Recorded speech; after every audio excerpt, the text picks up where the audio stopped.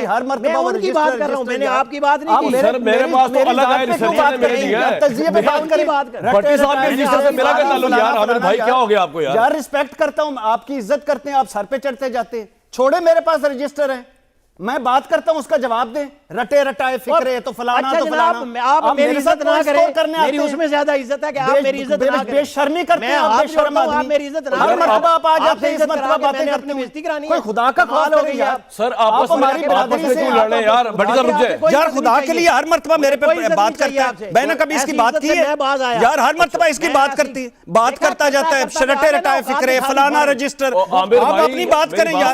आमिर भाई आप भी भाई हैं, ये भी भाई हैं। ये क्या हो गया यार एक मिनट बोल रटे रटे छोड़े पर रटे रटाए। आप मेरे लॉजिक जवाब दें उस मेरी बात का। आमिर भाई दो लफ्जों में खुदा का बात, आमिर खुदा का भाई खौफ करो। करता पे आगे आप बात होती नहीं है, लॉजिक होता नहीं है, जातियात। अच्छा भट्टी साहब आप चुप कर जाएंगे यार। बदतमीजियां करते हो। अच्छा यार चुप कर देना यार। यार कैसे चुप करें? आप जैसे ये कैसी बदतमीजी करता है? हर दूसरे